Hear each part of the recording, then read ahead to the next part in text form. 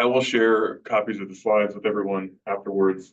So I'm happy to make that available. And of course, I'm happy to talk with anybody individually because the session is meant to think big picture about writing STEM proposals here. So it's not focused on one particular discipline or one particular funding mechanism, but is really meant to help you think conceptually about the things that go into writing about research, basically research proposal components of fellowship awards here.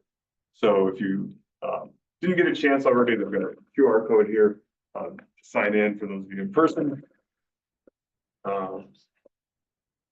But I want to start with just a quick overview of what it is that we're really going to be covering here. And so the focus on this particular session is writing fellowship proposals in STEM disciplines and really writing research proposals in STEM disciplines and thinking about what is it that you're trying to accomplish in a proposal in your research. What are the components of it, the parts, and what's the logic behind each component of it there? What work is it trying to accomplish in helping you make your case here? So we'll start with taking sort of a bigger picture view about what a proposal is trying to do and the way that you should approach that. And then we'll break it down into looking specifically at some of those particular components there and looking at examples that illustrate some of the things that can be effective features of fellowship proposals there as well.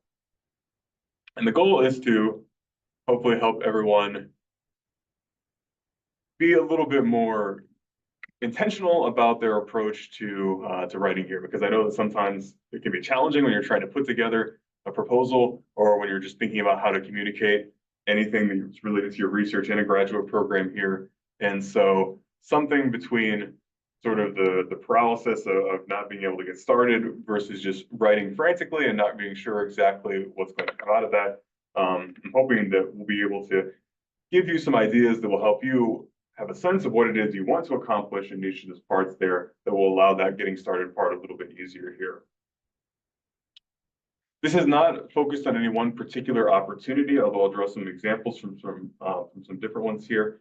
So this is not going to be focused on helping you identify things. I will just very briefly flag, and then I'll send this as a link here. If you are looking for a funding opportunity, if you're not entirely sure who or what options might be a good fit for your research and you're hoping to be able to find something to support your graduate studies here, these are some good databases. I'm happy to talk with anybody individually about how best to search them and about factors that can be relevant and maybe able to suggest some options as well here.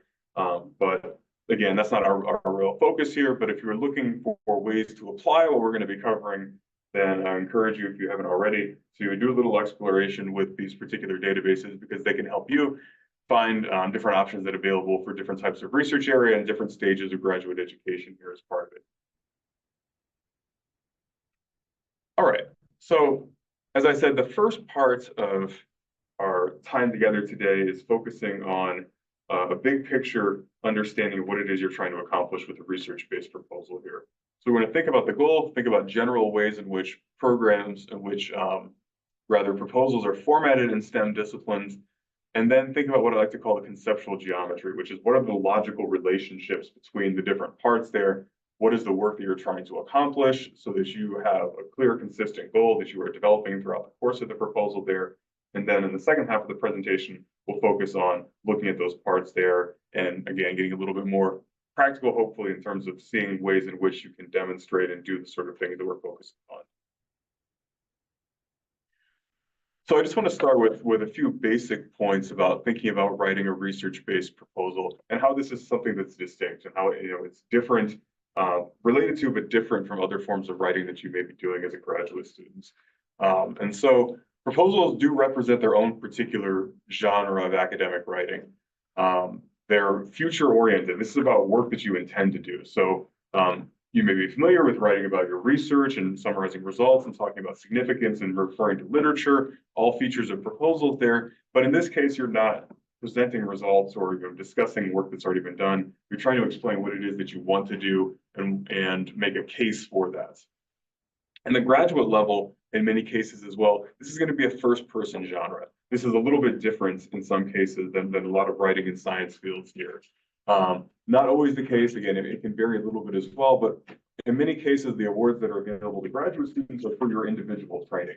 And so they tend not to be the kind of grants that the faculty you're working with are applying for, which is money to fund a particular project. It tends more to be awards that are meant to invest in your training and your success as a graduate student. And so in that case, it means that you're going to be highlighting your role in things, perhaps in a way that you might not normally. Because in the sciences, oftentimes what's important is the procedure that was done, or the thing that was tested. And it's less important to highlight, who was doing what at that moment there. But if the purpose of the award is to invest in you and show that you have merit and potential and skills, then it's going to be necessary to highlight your contribution, your goals, your training, your preparation there. So that's one way that this can be a little bit different here. But above all else, the key thing that I want you to keep in mind is that proposals are arguments. Every part of what it is that you are writing or including in a proposal, and that includes the budget, that includes transcripts, letters of recommendation, is making a case. It's making a case about why you should get the funding that you're interested in, why your research project is deserving, why you're the right person to carry out this work, why the project is something that's innovative and interesting, and that it's a good fit for whatever the funding opportunity is. Because every funder has its own particular goals, and you want to be showing why that's a match for that. And so this is a point that I'm going to be returning to in different contexts throughout our session here. But really, you need to be thinking at each stage about how is what I'm doing, how is what I'm writing, this detail, this document, building this larger argument. How is this a piece of evidence that's going to help somebody who's reviewing this make a decision about who is going to get this particular funding here? And I think thinking about it from that framework will hopefully help you make some decisions about the sort of things that you're going to include in a research proposal, and also about the way that you're going to frame it and write it. And related to this, because this is a distinct genre that has a distinct argumentative focus to it, writing a proposal really requires a particular mindset when you are going to put things together here. And I take this example from the scholar Betty Lai, who's a psychologist by training at Boston University, who's written a really useful book called The Grant Writing Guide. I'll have a list of some resources at the end that I would recommend you checking all of these out, because I've drawn on a number of different tools and putting this together here. But she has this really useful way of framing this in terms of thinking about having a grants mindset, which means moving from making statements, more general observations or assessments of things, to providing guidance, to writing with momentum, to positioning yourself as the expert who is then able to say, this is where things should be going. Because again, a proposal is all about work that you want to do. It's about building that argument. And so you need to convince that reader that this is the next step. This is the right thing to do. This is a logical extension of current research, that the project that you're proposing is significant and is something that is going to have an impact, the kind of impact that whatever the funder is hoping to get out of the money that they're prepared to invest in here. And so that means that, again, you're not just making these sort of generalized statements about this is research, or here's the state of affairs or phenomenon of the world. You're making a claim about it, about what should be done as a result of it. There's a need that needs to be met, and that your research is going to meet that particular need. And as I said before, this is something that's future oriented as well, because it's about work that needs to be done here. And it also means, again, that you're not just a neutral party. You're pressing it. You're trying to make a case here. You're trying to demonstrate something. So that means you're going to be evaluating evidence, and you're going to be making claims about what it means and what it could potentially mean, and about what the payoff could potentially be here as well, in terms of that attitude to evidence here. And that means is also that you want to be writing this with momentum. And that means that you should be showing how what it is that you're doing necessarily leads to other things here. Again, this isn't just you sort of summarizing something without any indication of what should come next here. You're making a case, you're building that argument, and that argument is that you should be funded. And why? Because the research is feasible, because it's interesting, because it's making a significant intervention, because you're well prepared for it, because it meets the goals of the funder. All of these sort of things here are going to be important there. So really having that grants mindset is writing with an understanding that you're making an argument, and that you are really in the position of trying to explain to a reviewer about what it is that you want to accomplish here. And I think sometimes this can be a little challenging for graduate students, because oftentimes, we're thinking about what are the weaknesses in what we're doing here. We're used to critiquing research or having our ideas, subjected to feedback there. It can sometimes be hard to have that mindset switch and suddenly think of yourself as the expert here and not the trainee and not the person, who's being guided through this as well. But if you're proposing a research-based topic here, you're making a claim for why something is important, and you need to lean into that expertise and really recognize that you have ideas, and that if you want to be a scholar and you want to continue doing research going forward here, that you need to be able to assert yourself in those conversations here. And so adopting that grants mindset where you're writing with an appropriately confident tone is going to be really important here.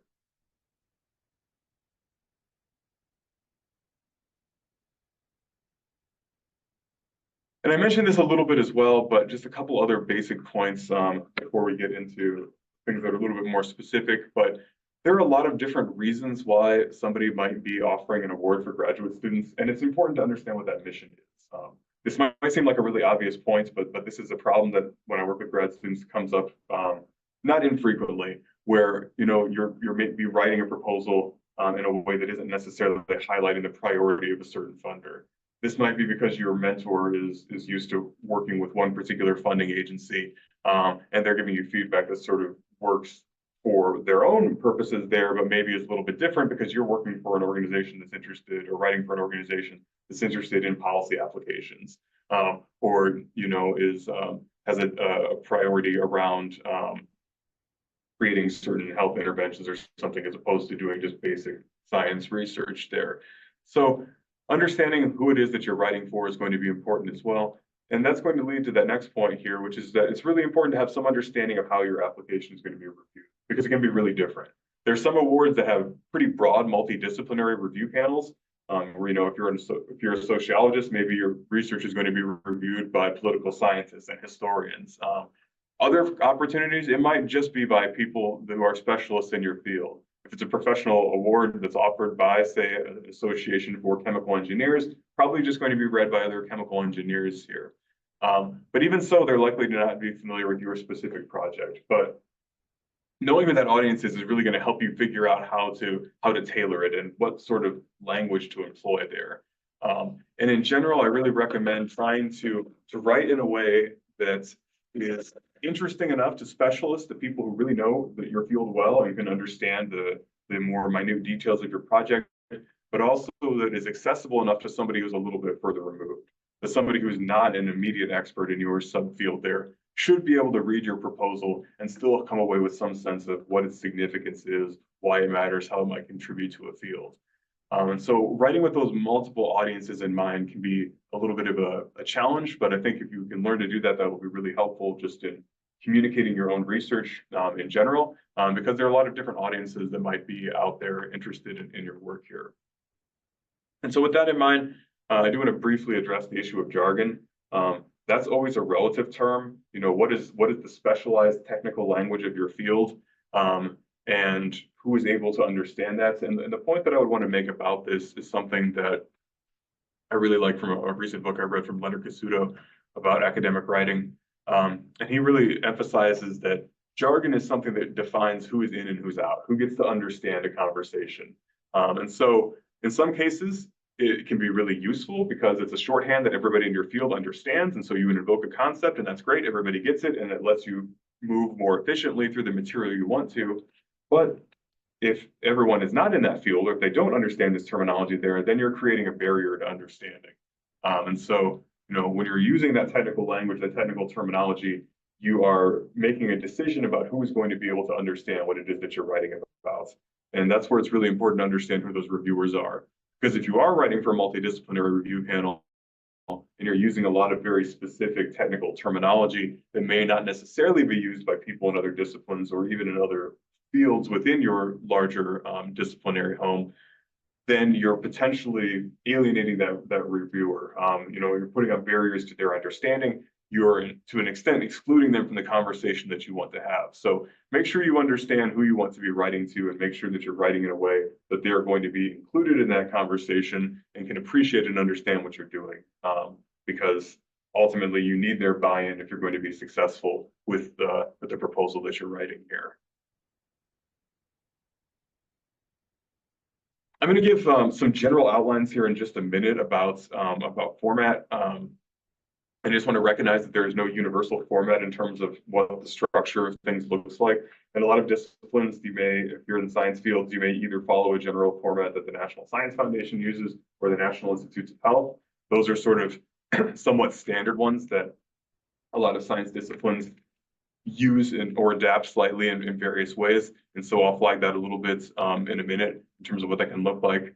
But I do just want to recognize that there's a lot of variation out there. And you may have one funder who says you've got 10 pages single space, another that says you've got 5 or 1,500 words or answer these specific prompts there. And so it's important, obviously, to follow those requirements there. But the point that I want to make about that is that regardless of what the official format is, the number of words or pages that you have, the specific sections you may be asked to include, there are really general features of any successful research proposal that you can still apply to it. And even if you might call it something different for one funder versus another, the general content about what it is you're trying to accomplish is largely going to be the same here. And so that's what we're going to be focusing on. Those things that really translates across different research proposals, because writing effectively about research means you're going to need to be addressing those sort of points, even if one funder calls it the significant section and someone else calls it the literature review, or those sort of things there. And so hopefully you can take away some of these principles and ideas and apply it to whatever format you're ultimately going to be tailoring your proposal to here. Because there is that variation, but again, I think there's a lot that transcends the particular formats of specific funders here. With that in mind, as I mentioned, I think there are things that are always largely something that you're going to include in one form or another. These are the things that we're going to end up focusing on here. You're going to want to provide an introduction to your topic where you establish the significance of it. You're going to want to have a section where you explain how your work relates to other work that's been done. You're going to need to have a section where you describe what it is that you're going to do, the specific techniques or frameworks or tools that you're going to employ, and then an area where you describe how exactly that's going to be implemented. The concrete nuts and bolts of this is what I'm going to do, this is how I'm going to take this measurement, this is how I'm going to analyze this data here. And those are the things that we're going to look at in greater detail in a little bit here.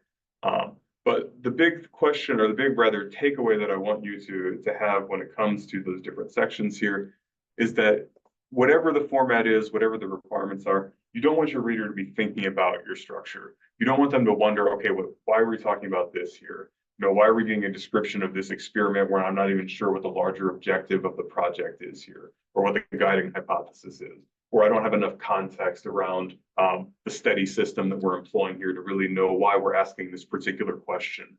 So a lot of good proposal writing is really about providing reviewers what they need when they need it, so that they can appreciate whatever it comes next there, that they have some understanding of the objective of your proposal, so that they can appreciate why you're proposing this specific aim, and that with that aim in mind, why you're proposing these particular steps to accomplish that particular aim there.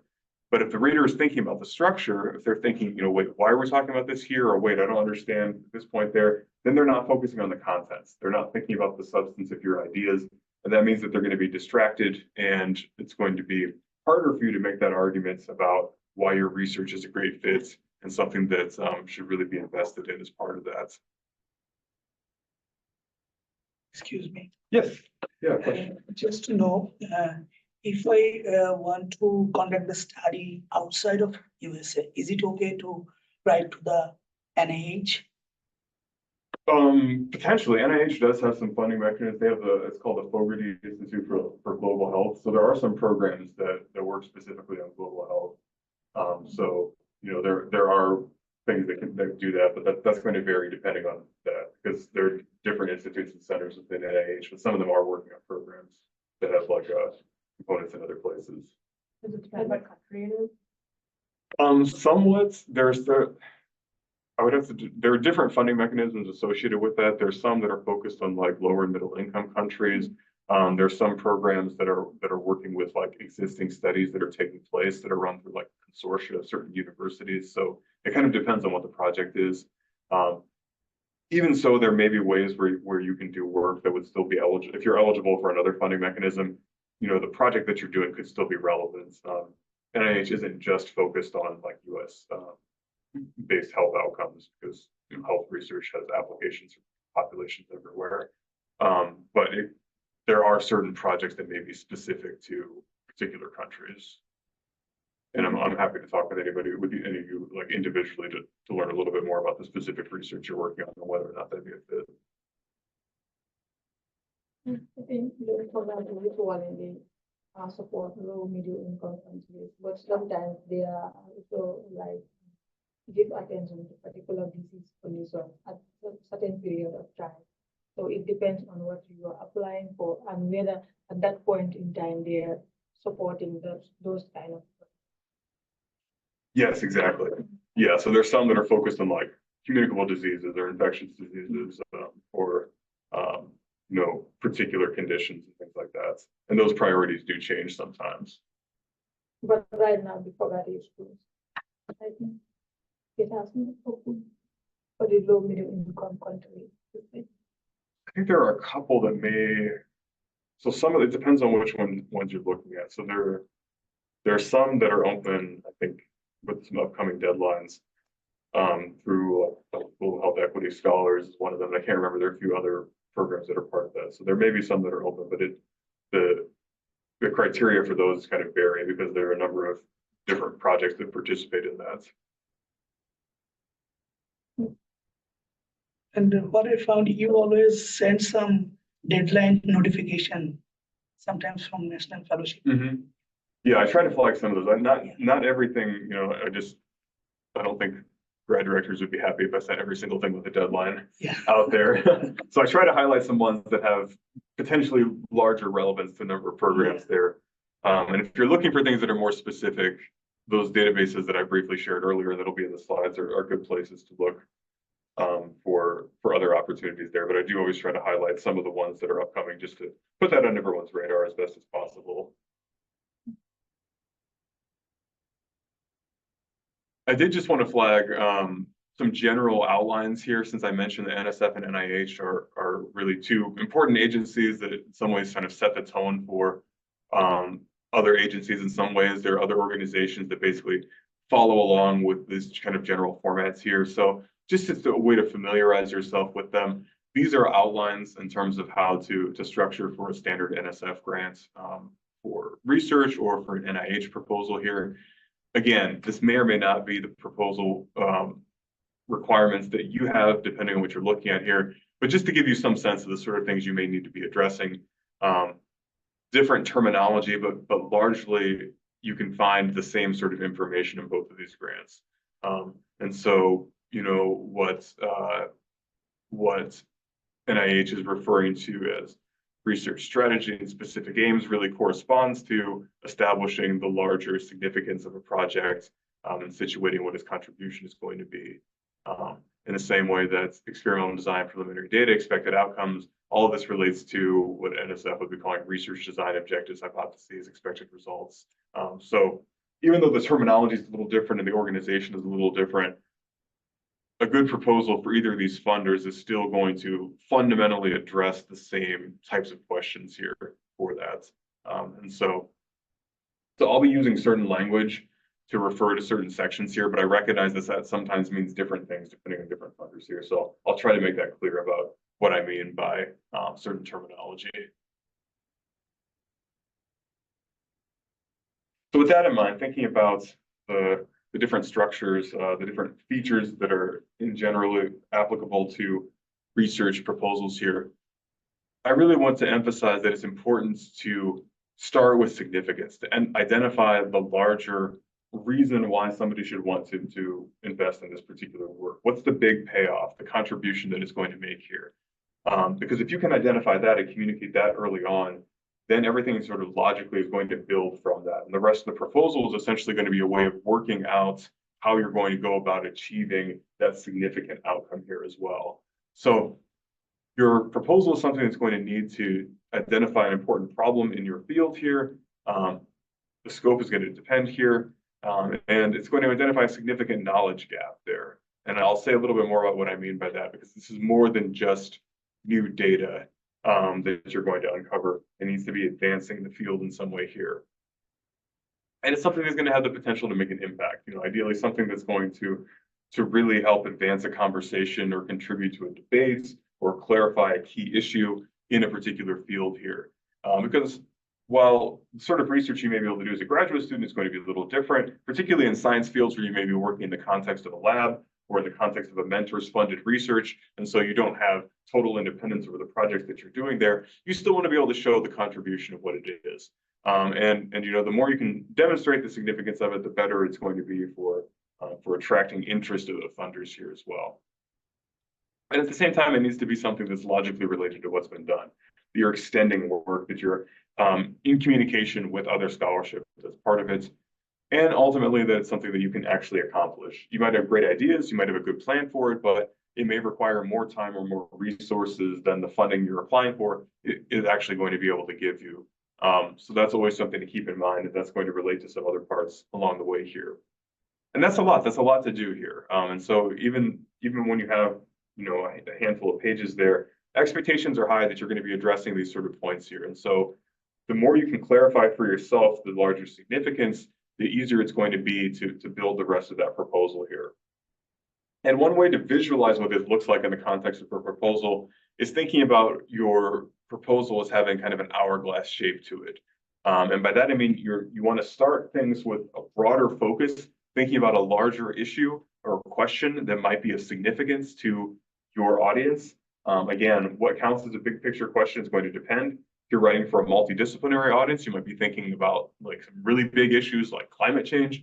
You know, if you're writing to much more specialized, say just other microbiologists, you know, your big issue might have something to do, you know, with understanding some fundamental cell process that's important to your field there. So, you know, whatever it is going to vary a little bit, but something basically a larger issue that whoever in your audience would have some appreciation and be able to recognize and say, yes, this is an important topic. This is something that needs research. This is a key issue, you know, in the world, in our field here. But you want to start from that broader issue and then narrow it down to your particular project and explain basically how, you know, in order to understand or contribute or deal with this big issue or problem, we have to understand this particular thing, which in turn requires us to deal with this issue here. And my project is going to help us do that. Help that reader understand how that builds up. That by achieving the result that you're proposing, we are then able to deal with this issue, which in turn helps us understand an important aspect of this larger issue, which ultimately gets us to this bigger goal of advancing knowledge on this big picture topic here. So that hourglass is starting broad and then explaining how what it is that you're doing, the very specific questions you're asking, the very specific aims you might be proposing relates to some larger issue there. And that's the middle part of the proposal, where you're getting into the details, the methods, the discussion of aims, the research plan, sort of thing there. And then it's helpful then to end by reminding the reviewer again that bigger perspective there. You know, what's the potential contribution? Not just repeating that broader significance from the beginning, but thinking about where things can go from here. You know, if this research is successful, what new avenues might be opened up? What new possibilities or applications might emerge from that?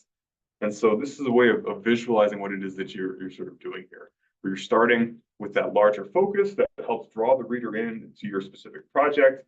Then you're providing them with those details for it. And then you are expanding that view at the end to again, remind the reviewer of the larger potential impact and the future directions that might come from your particular work here. So that's one way to visualize what you're trying to accomplish in a research proposal here. Another way to do this, in terms of thinking about significance, is thinking about how the different parts of a research project relate to each other logically here. Again, this is that conceptual geometry that I was talking about here. So thinking about how a larger problem or question or issue in your field has then led you to the specific research objective or question that you have. You should be able to portray it as showing that this is the logical outcome of this thing that we need to know in our field here. That if we care about this bigger issue here, or this other point that's of importance to our field here, we need to understand this other thing. We need to answer this question. We need to achieve this particular objective. That research question, that research objective in turn, should be leading you to the particular aims and hypotheses that you're going to propose here. And again, this terminology is sometimes used a little differently. I understand in some disciplines, you know, research is not necessarily hypothesis driven. It's more about objectives or maybe playing out in certain stages there. And so I recognize that this does not apply equally to every particular discipline here. But in general, the point is to think about how each specific step in a project relates to a larger objective, and how each of those objectives should be then dictating the things that you're going to do to accomplish it there. So if you have a particular hypothesis, that should then lead you to the type of aims that you're going to have there. Or, you know, if the aim is basically the hypothesis there, that's going to lead us to the particular methods that we're going to employ, steps that are going to lead to that research in order to be able to actually carry it out here. And I'll come back to this diagram a little bit later, and map out onto it where the different parts of a research proposal kind of relate to it. But the point that I want to make about this is that, again, this is not necessarily an outline.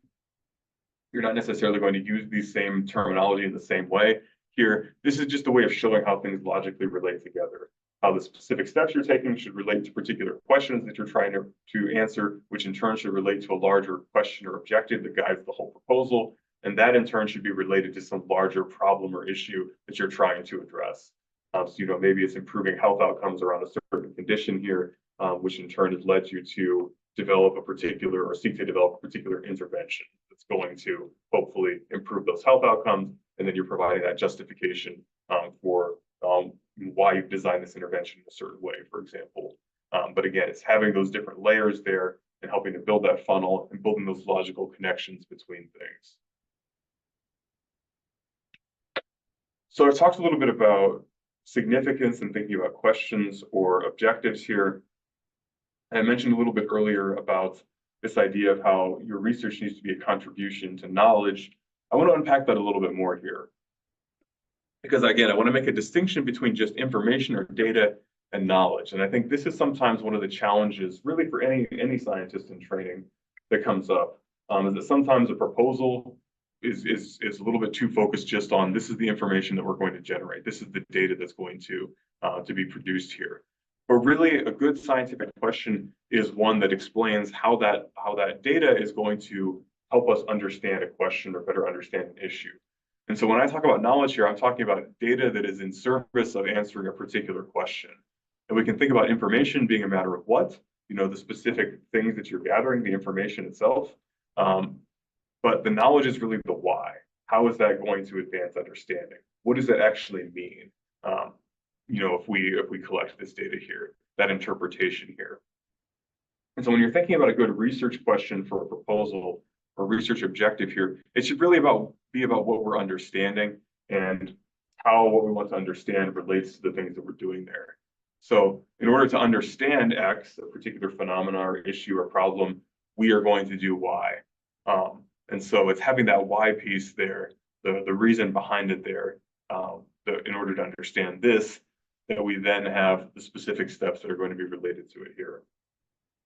And so this is the point that I'm going to emphasize again as well, where one of the challenges, I think, for research proposals is consistently making sure that you're connecting what you're doing with why you're doing it. That sometimes proposals will just kind of jump into the what and get into the details and saying, you know, we're taking these measurements, analyzing these data, and, you know, we're going to run these particular types of analyses there without explaining why you're doing it. What are we going to gain from that? What are we hoping to understand as a result of it there?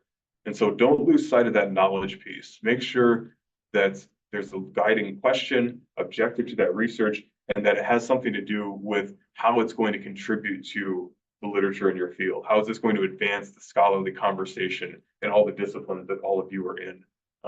Because it's not just about generating new information, it's about making sure that that information is in service of this larger conversation that's going to advance understanding here as part of this. And so I've used question and objective a little bit interchangeably. Again, I recognize some of this is something specific to disciplines. I'll make the argument that I think it's always helpful if you can actually formulate it as a question. If you can have something that truly ends with a question mark, because then you know you have something that you can investigate there and something to find. But again, sometimes stating something as an objective is more the norm in certain disciplines. And so whatever's the case for your particular field, definitely follow that. Follow the advice of the faculty you're working with and your dissertation committees and all those good people here.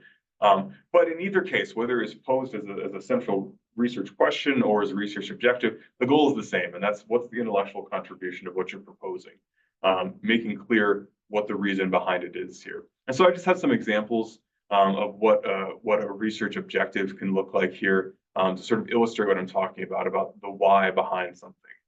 You know, so to further our understanding of how global climate change might affect freshwater lake plankton communities. And so you can imagine then what a research project might be related to that. And so something is taking some sort of measurements or doing some sort of analysis of things related to freshwater plankton communities. Why? To understand how global climate change might be affecting it there. Or develop an analytical framework for classifying brain potential analysis of motor function and decisions. So this is something that would be connected then with some sort of proposed research that has something to do with motor function and decision making here. And this just makes clear what the larger objective is, why we're doing this, why we're proposing these particular steps or this particular study design, because that's the larger objective, to develop this analytical framework or to understand cell division and differentiation's regulation, or again, understand climate change's impact in this particular marine environment here. So these are examples of research objectives that could also be reformulated as questions as well. I think we could pretty easily turn either of those objectives and say, well, how does global climate change affect freshwater lake plankton communities?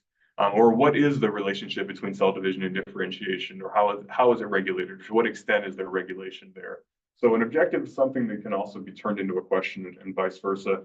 Follow the convention for your discipline, but recognize that in both cases, it should help identify what the larger significance of what it is that you're trying to do is. That's going to answer that why question in addition to the what it is that you're specifically doing.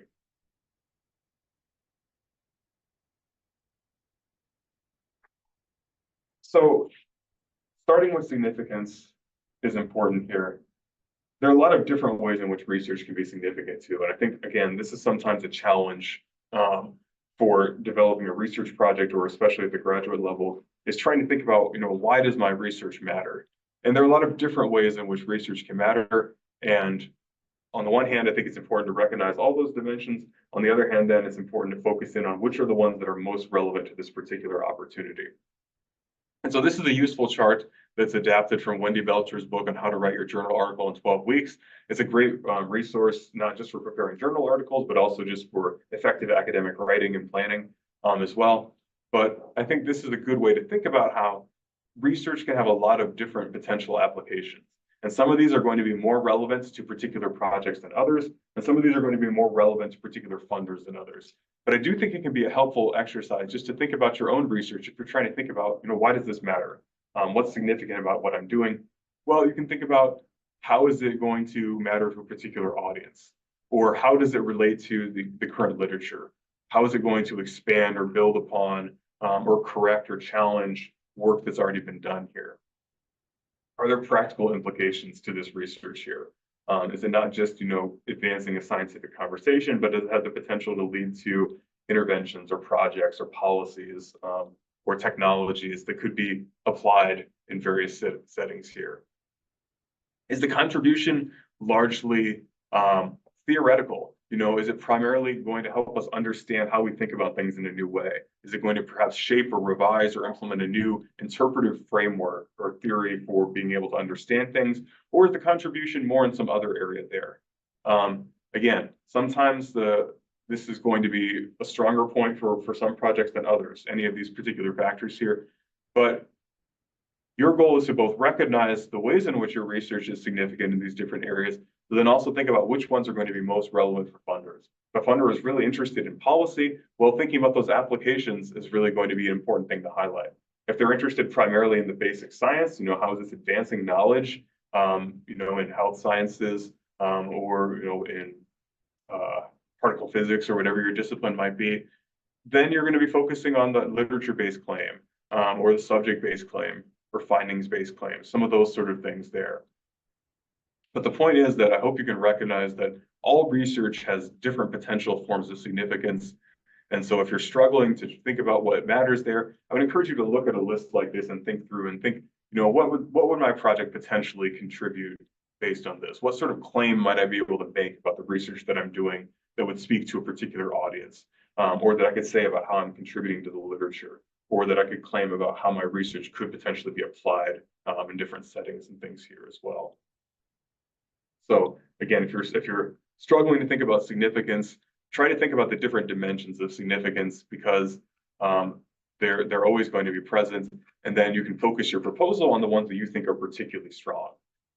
Because some research is going to be stronger in some areas than others, and you really want to highlight what is going to be most relevant to your funder and the aspects of your work that you think you can make the best case for the most evidence for it here. Okay, so we've covered a lot of ground, some general things. There have been a few questions along the way, but I did just want to pause before we start taking a look at specific sections that I mentioned before here, and just ask if there are any questions just about these big picture issues, about purpose, about format, about the conceptual logic, about significance that we've been touching on here.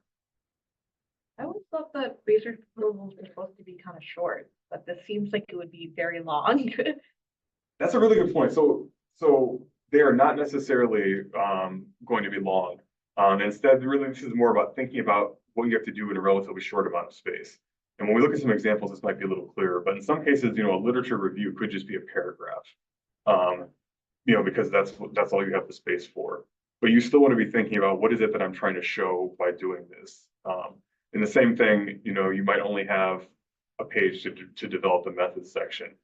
In another grant, you might have a lot more space for that. So it's less about the length of it and more about really thinking about what it is that you need to do with whatever space you have. And even if you only have 3 pages, 5 pages, 1,000 words or something there, you still want to make sure that you're touching on these particular points and establishing that significance. But the way that that's going to work is going to be a little different there. If you have 10 pages to do something, you're going to get into more greater detail. You're going to be invoking more works and examples and things there. If you only have 2 pages, it's going to be a higher level view, but you still want to be thinking about all those things there and thinking about that bigger picture significance and thinking about your particular project. So, the amount of space that it takes to establish a larger topic and then funnel down is going to really vary. You might do it in a full page. You might do it in a matter of like 3 or 4 sentences, depending on that. So that's a good point to raise there. And really, you're going to have to adapt on the basis of that. But I think you can do these moves even when you have like a pretty limited amount of space. I think it's also important to look at the grant guidelines, because sometimes they give you what limit or something. Exactly, yes. Yeah, there's a lot of variation for this, and that can be challenging. And I would personally say that I think that the shorter applications are sometimes the hardest ones to write, because you've got a lot that you're trying to do, and reviewers are still going to be looking for these same sort of things, even if their expectations are going to be a little different. And that really means, making sure that you understand what you're trying to do with every single sentence, and being really precise about word choice and the way you're structuring things there. So they're still want you to be doing the same sort of moves there, but it's going to look a little different on the basis of that. Would you mind to elaborate more on the research plan according to the guide you gave, research plan that came out? Yeah, we'll talk about the research plan a little bit later there. I've got some more examples and things there, so we'll get to that in a little bit. So definitely. Other questions from anyone here at this point?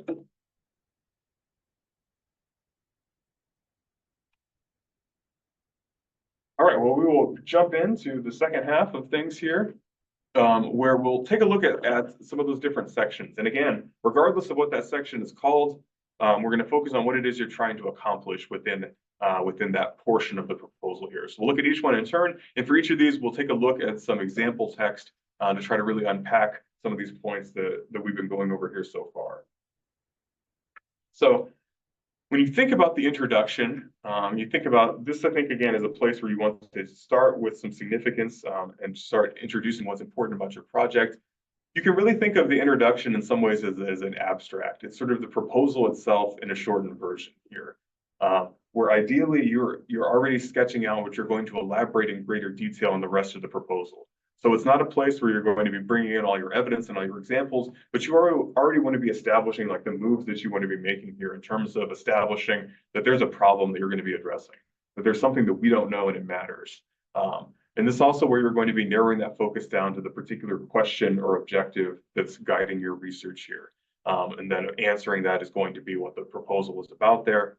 And it's also going to be explaining what it is that you're planning to do about it. what's your solution? Solution is going to be the research you're proposing, and why that proposed research is something that's going to potentially be able to contribute to something here as well.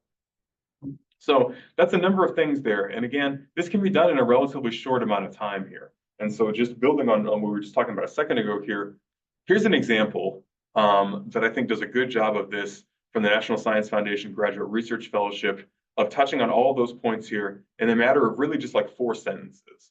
So I'll give you a minute to read over this. It's not important that you understand the specifics of this research because it may or may not be relevant to your discipline here. But I think regardless of your field, we can still recognize some of the ways in which this particular writer was able to successfully communicate those points that I just mentioned here in a pretty short amount of space.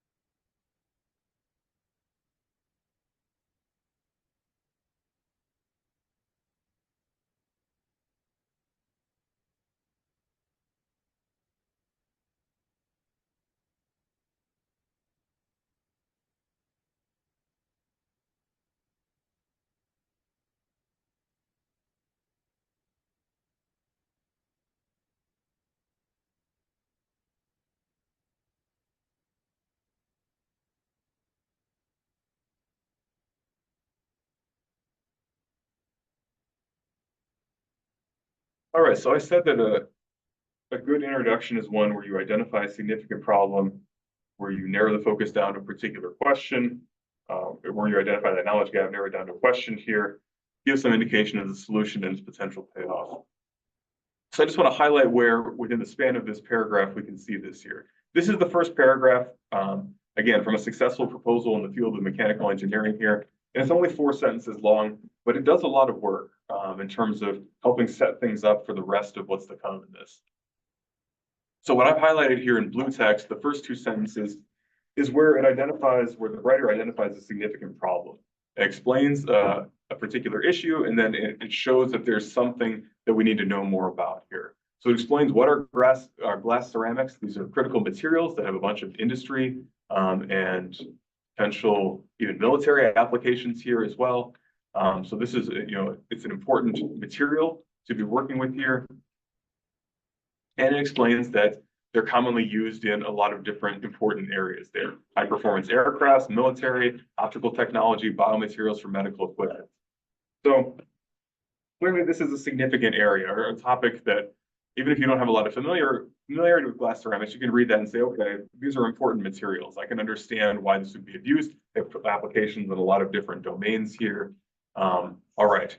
Presumably then we're going to be doing something that is relevant to understanding or improving of these types of materials here. So this next section here, the part that's that I have highlighted in red, is where we go from this broader like, here's an important thing to be thinking about, an important topic or area of research, to a particular problem or question here. The specific question that is something that this proposal is arguing readers should care about. It's saying that even though these are really useful and highly versatile problems, there's some issues here. They can be prohibitively expensive because of some of the challenges of how they're manufactured. There are limitations to the way that we're able to produce these sort of materials here or there. So they're highly useful, they're applicable in lots of ways here, but also they can be prohibitively expensive because of some of the limitations of how we're able to produce them here as well. So we've introduced an important area of research here in a way that's accessible enough for people like probably most of us who maybe are not mechanical engineers to understand it here. And we understand that there's a challenge that needs to be met here. And we're probably already, when we're reading this, anticipating where this is going here. We're probably already anticipating as we're reading this that this proposal is going to be about somehow doing something that will help improve the manufacturing, improve the efficiency, lower the cost, or whatever the case might be here. And the next sentence is the payoff that already we're already sort of anticipating here. And it says that we have a potential solution. We are going to do this research that's going to create a novel method to manufacture glass ceramics with predictable, tailorable, optimized material properties here. So already in the span of 4 sentences, we've identified an important topic of research. We've noted a particular challenge here, and we've identified in very broad strokes one way to potentially address that. And then, as you would expect, the rest of the proposal starts to unpack that in much more specific detail about what that novel method is going to look like and why we're going to have confidence in those results and why we think this is going to be a useful way of addressing this particular challenge here.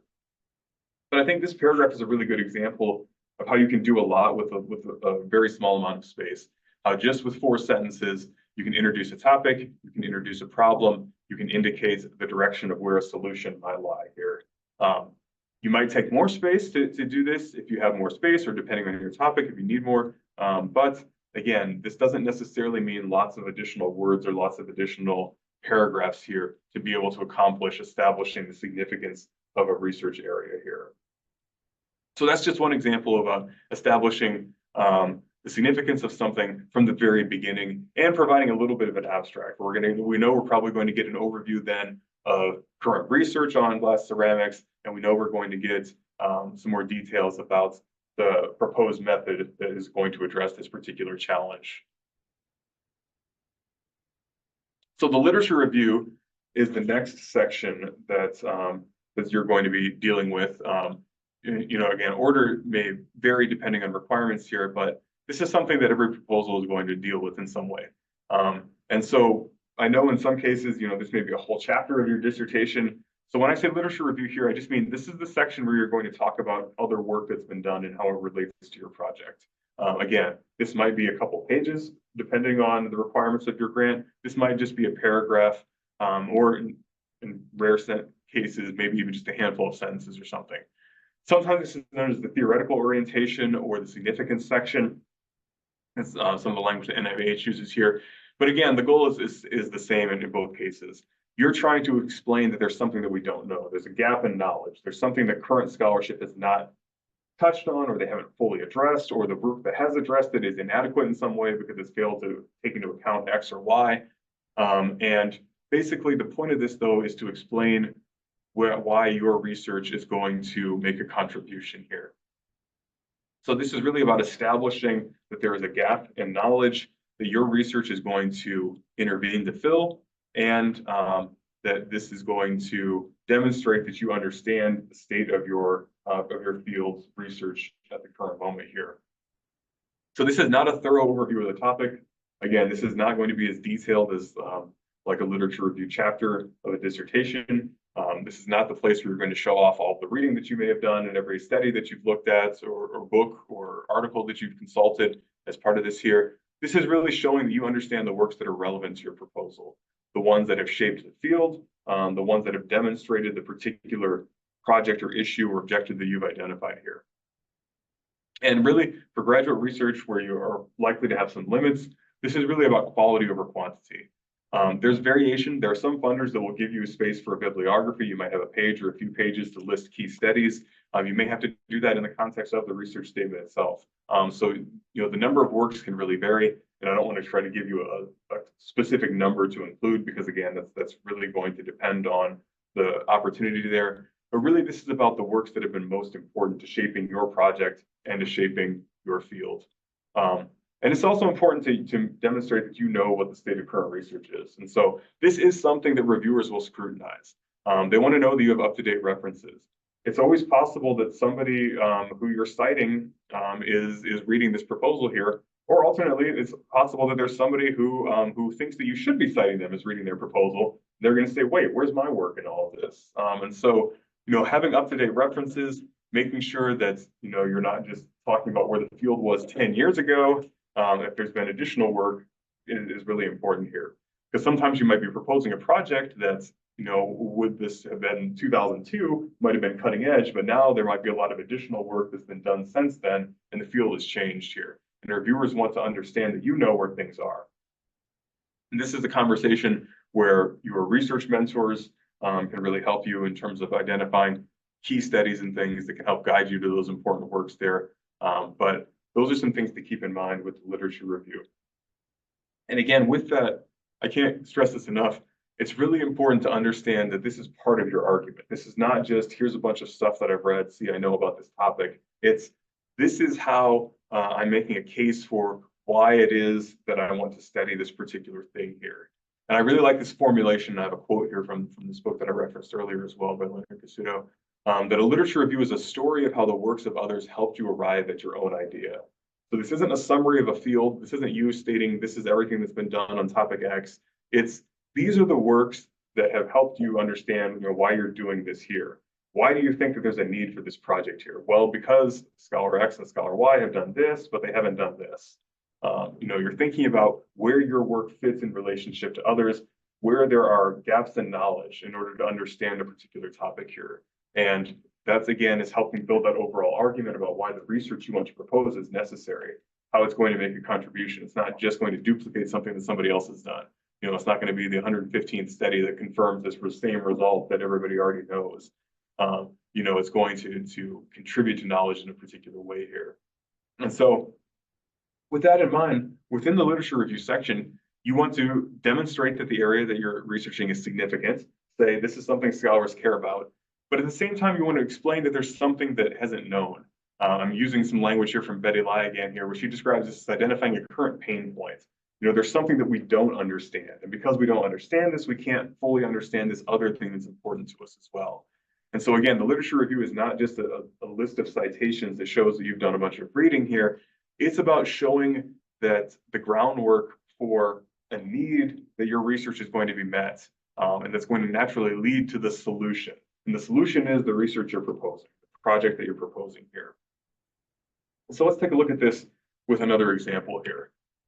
So this is another one from Betty Lai. This is from her own work and from that book that I referenced, the Grant Writing Guide, that I would recommend to all of you here, related to her work on natural disasters and children's mental health. So just take a minute to read this paragraph, and we'll unpack it again like we did with the previous one and think about how it's making those moves that I just talked about.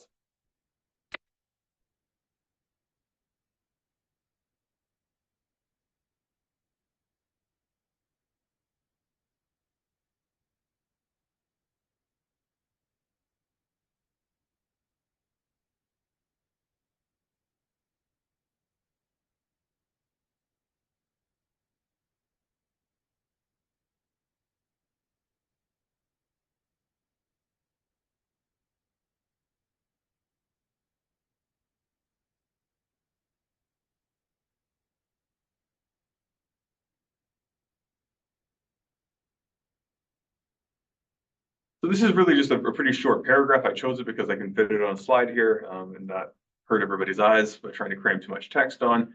Again, I'm not suggesting that everything is going to be able to be this short or this compact here. In most cases, you'll probably have some citations, or at least, a footnote that, cites several studies or something in support of some of these points here. But this is a good way of demonstrating all of those moves that you're trying to make with the literature review in terms of building an argument here. So let's think about this again. Think about the larger purpose here. It's about identifying a significant area of research. It's identifying that pain point. Where is there something that isn't well known or well understood? And it's about identifying a potential solution that is also related to work that has been done. So you're not just doing something off on your own as if this is just like happening in a vacuum. You're showing how it relates to current research as well, because you're contributing to a scholarly conversation. Because if you're not, you're not doing science, and that's just the way scholarship works. And you need to understand where your work relates to the larger field that you're part of here. So let's take a look back at this example and think about this here as well. So outlining a significant area of research. The first couple sentences here are making a claim for why this is something that is important to study here, about how natural disasters have mental health pose a mental health threat to children, and that also that there is agreement among experts about the way to try to address these sort of needs here. So we're setting some groundwork and saying this is something that has been studied. We know that this is a threat to children's mental health. We know that experts have studied this and have some ideas about what the best way to intervene is as part of this. So we're establishing that this is an area of research that people care about, and giving some sense about why this is the case here in a way, again, that I think is relatively accessible. You don't need to focus on disasters or mental health or applied psychology to be able to think about why something like natural disasters might have an impact on the mental health of children here. But then we move into that next phase here. What we have in blue here is that pain point, the thing that we don't know, the thing that still is necessary to advance the field here. So in this case, it's not clear how to do this type of care that experts universally agree is the best way to do it in this particular case here. So now we've identified some sort of challenge here, something that needs to be overcome. So the research might say that this is the type of intervention that is best for helping children. However, in this particular context, we don't really know how to do that. So again, we're making a case here about what this looks like. And again, we could throw in some citations presumably here that would explain what this looks like as well. Some studies that maybe have identified this as a need or that have failed to address this particular point here. So we can do this in reference to other scholars, but that's the bigger point, is what you're trying to demonstrate, that there's a gap here. That in turn takes us to that next step here, for what you're trying to do. We have here in green is proposing a potential solution to this challenge here. And it gives us a bit of a preview about the research that's then going to be elaborated on in greater detail in the research plan part here. So in order to address this gap that we don't know how to provide this sort of stratified support for post-traumatic stress for children after disasters, we're going to use particular design, gesturing to what makes this innovative, and we're going to develop a model based on this particular need here as part of this. But in doing so, again, we're embedding this particular work in existing scholarship as well. It's building on past research. So this last part here, what I've highlighted in purple here, makes it clear that this isn't just some sort of wild idea that a researcher dreamed up, that it's based on previous work in other contexts that gives us confidence to think this might be a good idea. So she doesn't just say, and here's this idea and it's new, therefore we should do it just because it's new. She says, we've done this type of work before with adults in this situation here, and it's been successful. So that gives us some reason to think that this might be useful in this context. However, we have yet to do this really in the same degree with children. So there's both reason to think that it could be applicable, but also a reason to provide, to do more research on this particular topic. So this is the way of engaging with other scholarship.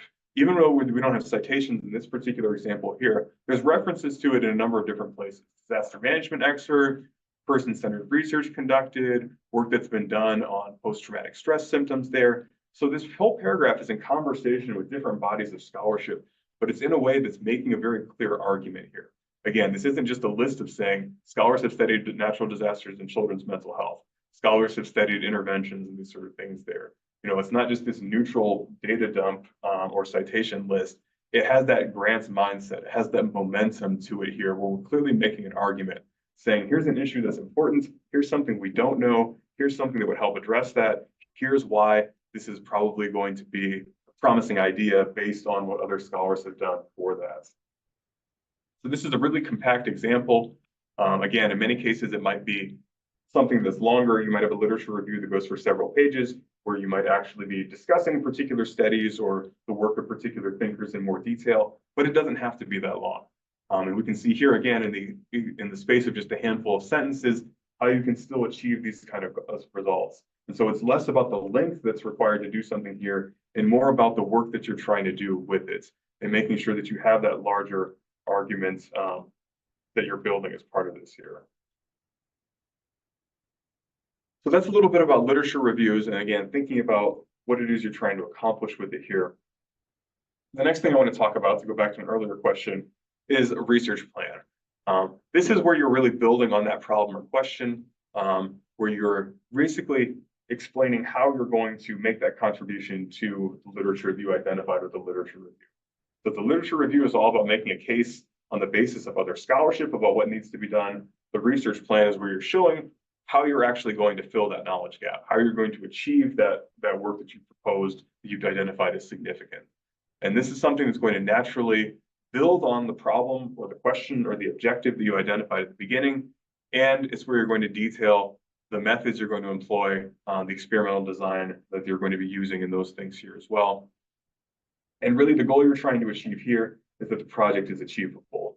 If the literature review is really about establishing why the project is significant for your discipline, the research plan is about why this is something that's feasible, that you can get this done, that we'll have confidence in the results, and that it's going to be something that you have the skills, the mentorship, the resources to be able to carry it out and you've thought through the potential challenges and have designed it in a way that we are going to be confident that whatever it is you conclude from this is going to be valid based on the standards of the disciplines that we're all part of. So regardless, again, of format and length and any of those sort of things here, there are fundamental questions that a research plan needs to answer, that a reviewer is going to be asking implicitly or not. You know, there may be actually a rubric that they're looking over and assigning points for some funders here. Even if they don't have that, even if it's a different criteria, implicitly they're going to be thinking through these sort of issues. They want to know, are you using the right methods to answer the question? Maybe you've got a great question, but you know, a reviewer would say, oh, well, why are you doing this type of sample? You know, why are we using a survey instrument? Well, maybe we should be using semi-structured interviews. Or, you know, is this the right data set to actually be looking for the relationship that you're proposing to investigate here? I've already mentioned this point about feasibility, but again, that's always in question as well. You know, do you have a great experiment, but is it going to take you 2 years and the funding you're applying for is only going to help support you for 6 months? You know, is the scope of it appropriate to the resources that you have as part of that? Do you have the necessary skills as part of it here as well? Do you have the training to carry it out? Do you know how to use these instruments? Or can you make a case about how you will have that training, or that you have mentors who are part of your team who can provide you with the expert guidance you need to be able to implement these sort of things here? And then ultimately, you know, what's going to result from this? What's going to be innovative? And why should we be excited about wanting to do this research as a result of it here? So all of these are questions that reviewers are implicitly going to be thinking about. And your research plan should be written in a way that a reviewer should naturally find the answers to these sort of things. It doesn't mean you just go through this and write, you know, sentence addressing this question, sentence that. It's not that mechanical here. But it means that somebody should be able to find this type of information if they're looking for it here. And so with that in mind, I want to flag a couple of issues that can come up with writing research plans here, and just signal this as things that you want to avoid when you're putting this together. So the first one I think is probably pretty clear from some things I've already said as well, but inappropriate scope is a challenge here, where it's just you're either proposing to do too much or too little with the resources that are available. So you want to be thinking about the amount of time that you have, and really what the larger product is for this. A lot of research projects for graduate students are basically going to be based around either the master's thesis or the dissertation. So thinking about proposing a research project that is, you know, basically appropriate to the scope of that. Or if it's a smaller award, you know, tailoring it to that. Maybe the dissertation project is consisting of 3 papers, you know, 3 different studies there, but you're only applying for funding for one of those papers. Because, you know, that's just what you need the money for, and that's because that's what this funder is able to provide. And so you're going to tailor that proposal. Maybe you talk about the big project and say, you know, big picture, this is what I'm doing, but the proposal is really focused on how the resources from this award are going to help you achieve the study that you're designing that's going to be the first paper of your manuscript dissertation here. We talked a lot about significance, but again, you want to make sure that you establish the significance. It's not purely descriptive. We're not just going on a fishing expedition looking for data. You know, we have a purpose here. We think that there's something that is going to actually advance the conversation here as well. And again, this is where that grants mindset is really important, where you're writing with momentum. You're not just saying, here's a bunch of things that we're going to do. You know, I'm going to do X and Y. I'm going to run this data analysis here. I'm going to conduct these interviews. I'm going to code my results. You're explaining why this matters and what the payoff of this is going to be. Another thing, and I see this one quite a bit, you know, I was actually writing comments for a student for an award earlier this morning addressing this particular issue here, but sometimes there's a challenge about using imprecise language that really doesn't give a reviewer a sense of what it is you actually want to do. And I'm not saying you should never use a word like explore or investigate, but if that's all you're ever saying, that doesn't really make it clear. Because that just raises the question, well, how are you going to investigate it? You know, so using precise language to say, you know, to determine this or to establish this or to demonstrate this, you know, something that makes it a little clearer what it is that you're actually going to do can be really important. Because sometimes this language can be a way of sort of hiding that you're not entirely sure about what it is you want to do. And so you want to use precise language whenever possible. And so if you do say, I'm going to explore, you want to make sure you make it very clear right after that how you're going to do that. By doing this, we will investigate this through this particular type of analysis or by trying to demonstrate this particular relationship, or, you know, identify this causal mechanism or demonstrate, you know, the relationship between these two variables or something here. So use language that shows what you're doing there. Don't use vague language that makes reviewers ask questions about what any of that actually means. And then this next point is another issue that I think is pretty common as well, is about the relationship between the number of hypotheses and aims there. Sometimes there's just too much going on. There are too many aims, there are too many hypotheses, and it just doesn't seem realistic. You know, it might be an interesting, each part might be interesting on its own there, but as a whole, it doesn't really cohere to make a larger project. The reviewer might say, well, this seems like we're actually talking about three different things. You know, why are we writing about this in the same proposal? I don't understand what the logical relationship is between all of these parts here. The aims seem totally disconnected from each other.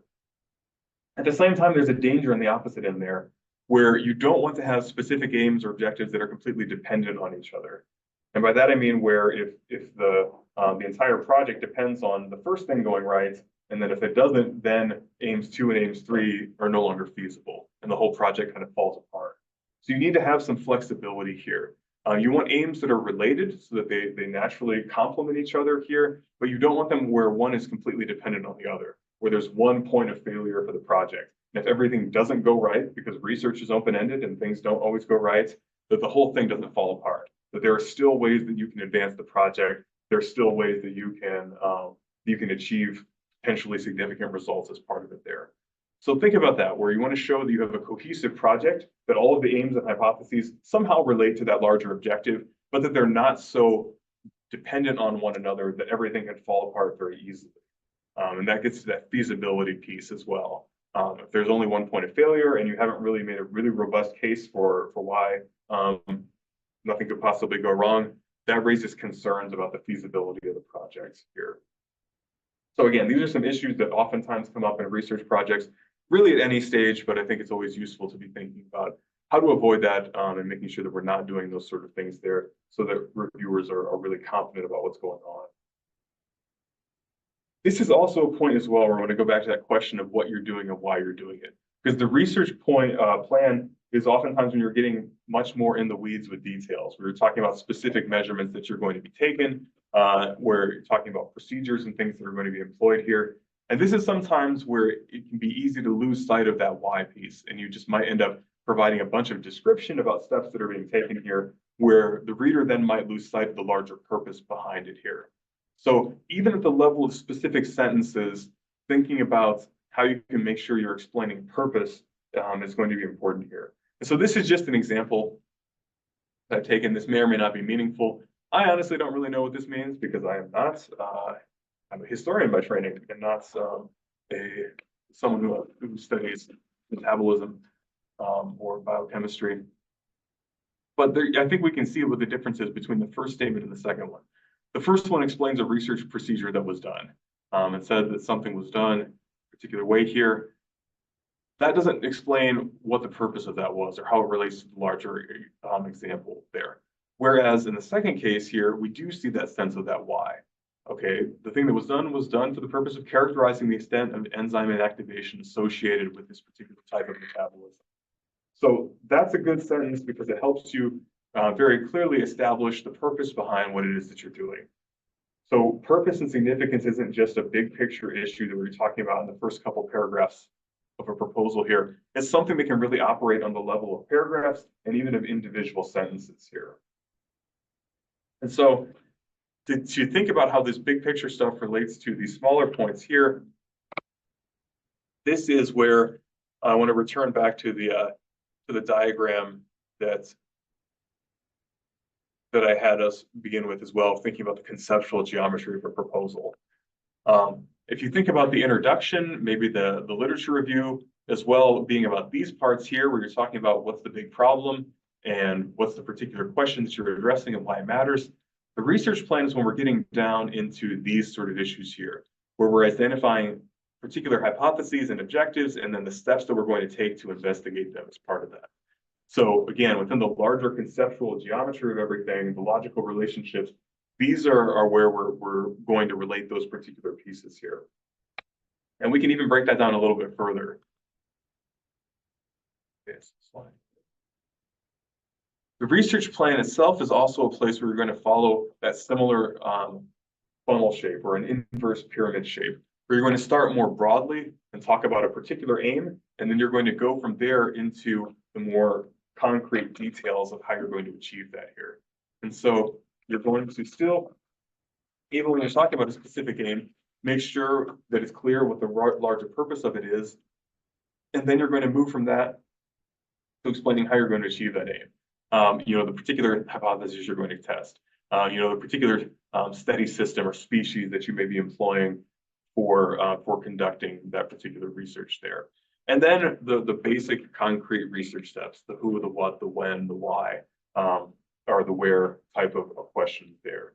And that's where, we performed this particular measurement. So we collected this data, we used this particular technique, these tools, we analyzed the result of this matter here.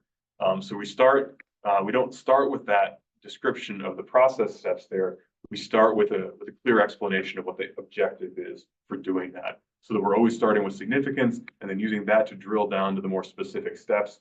Again, the goal for all of this is making sure that the reader knows what they need to know when they're encountering that information. That they're not reading a big description of a bunch of very precise things that you're going to do with your research without understanding the larger significance or goal that you have for going into that step there.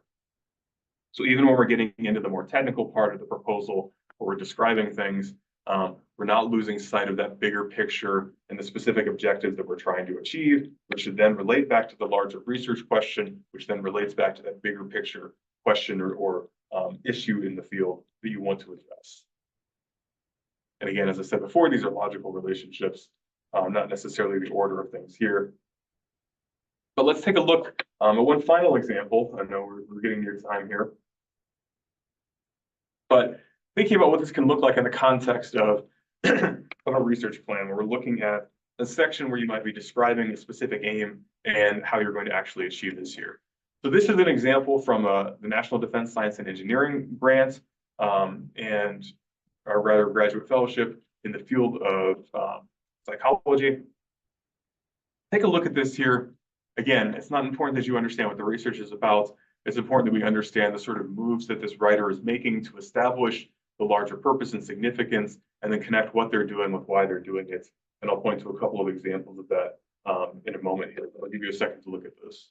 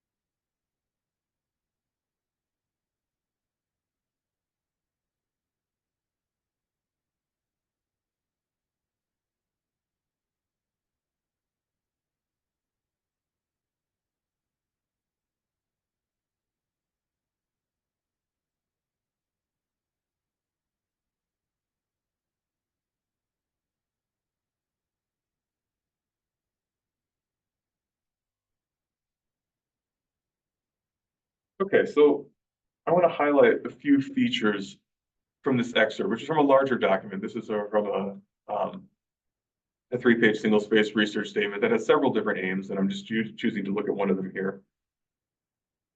But I want us to take a look at how, in this particular example, the researcher is able to move from broader goals, establishing what the larger goal, even of a particular aim is, to the specific tasks associated with it, and how at the same time that they do that, they're connecting what's being done with why that's being done. And this is something that functions both at the paragraph and the sentence level. It's clear, why, the purpose behind the paragraph itself and what is being done there. And it's even something that's being done within particular sentences, like the example that we looked at a few minutes ago.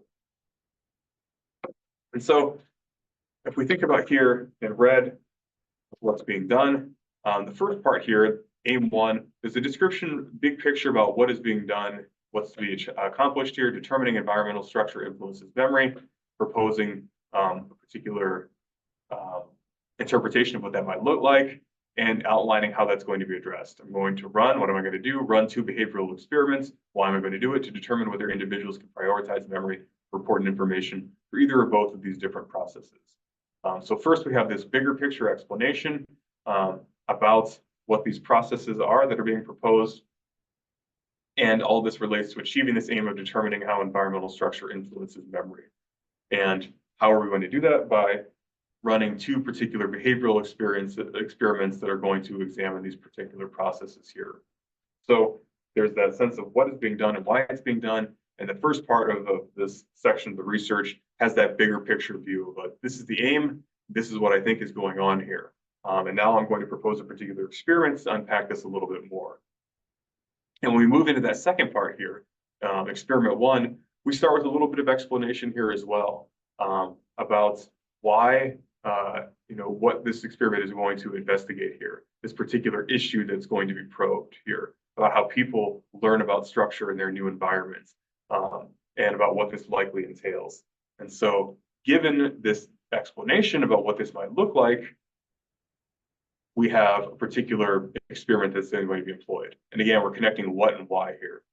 So what's being done, I'm going to recruit 60 participants and examine their ability to complete a goal-directed memory task. Why are we doing this? In order to test whether individuals use this particular strategy that I'm hypothesizing, or might be the case here. And then we get into specific details about what this looks like, describing, again, the particular steps here. We're recruiting particular research subjects in a certain age cohort. We're going to be asking them to do these particular things here. The analysis is going to focus on these sort of functions. But even as we get down into those very specific details about the research, it's always being nested in this way where it relates back to the purpose behind it. We're testing this particular strategy because the strategy relates to this larger objective we've established, which is what the aim is here, which is trying to understand how environmental structure influences memory. So again, even when we're thinking about space of an individual paragraph here, and in some cases individual sentences, we're still seeing those sort of connections where this writer has not lost sight of the need to show the reader the larger significance about what's being done, and making sure that everything relates back up to those larger questions of purpose and significance here. So we covered a lot of ground. I just want to, I'll ask if there are any questions here in a second here, but just to try to recap very briefly with everything that we've looked at, we thought big picture about what proposals try to cover. We thought about significance and introductions, about the purpose of a literature review, about the purpose of methodology here. And I just wanted to emphasize a few key takeaways from all of this that, again, I think apply to proposals regardless of the particular requirements of the funder and regardless of the discipline here that transcend those different features there. Proposals are arguments, they're establishing significance, and they're really about focusing attention in on your specific project. So it's about building that buy-in, explaining why this is something that matters to the literature that is relevant to your field, and why your project is a natural extension of that. Each part of that, each thing that you're writing is part of that argument. You've got that grants mindset, you're making a case, and you need to think about how the description of the research steps, the literature that you're citing, the context that you're setting is helping to make that kind of argument here. And again, ultimately, the goal of research is to create knowledge. It's not just about generating new data, it's about generating data that speaks to a particular question, and that's really about connecting what you're doing with why you're doing it. And that's something that you really need to be weaving throughout the entire proposal, so that you're not just describing things as if it's self-evident why it matters, but that you're making that case, you're building that argument about why these sort of things are important to reviewers here. So I know this is kind of a, even as we've gotten more specific, a sort of high-level overview here, because I want to focus on making sure you understand what it is you're trying to accomplish with each part of the particular proposal.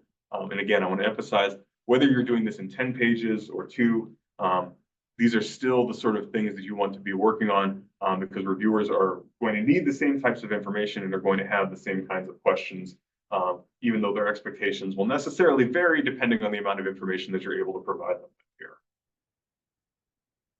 All right, so that's a lot of information, but questions about these particular features of research or other things about writing effective proposals in science disciplines that we have covered, or maybe you were hoping to hear a little more about?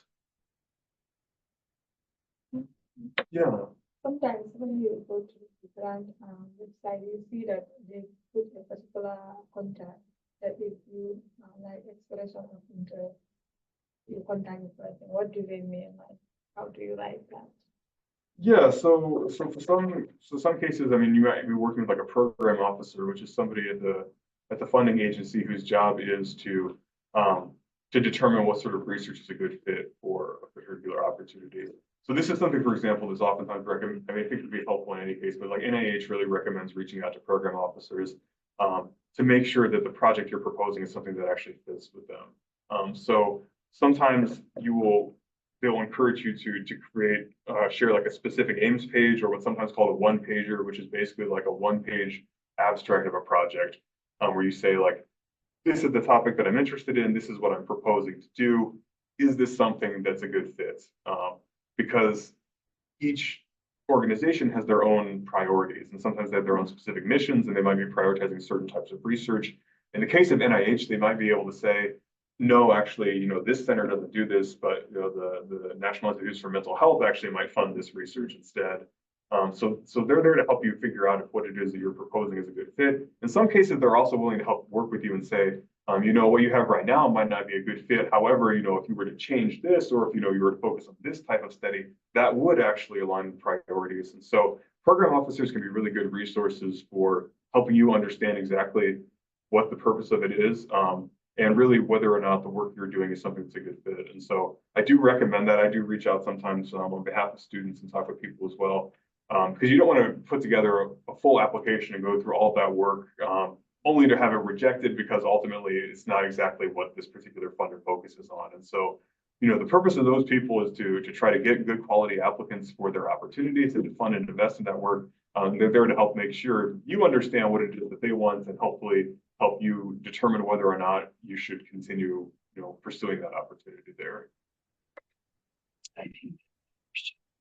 Oh yeah, there's, thanks for flagging that. Yeah, in the chat, what do we have?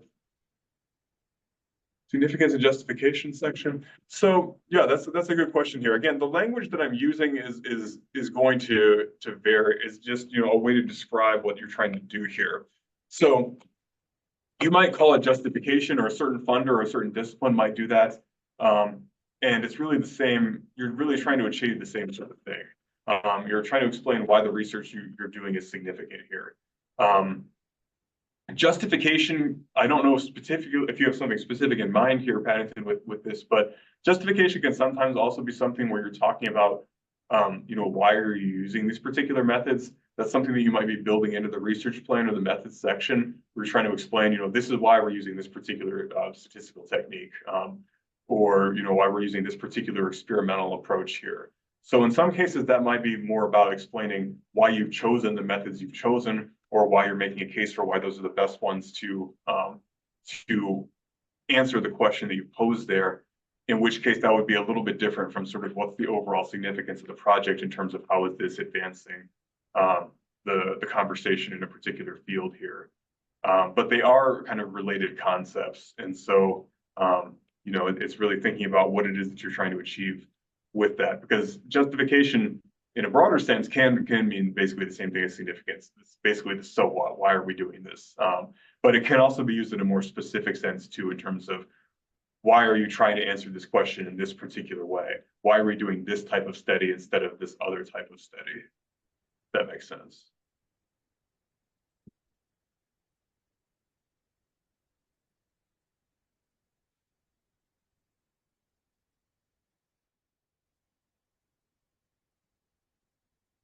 Go ahead and stop sharing, actually stop the recording, but we're definitely happy to take additional questions here as well.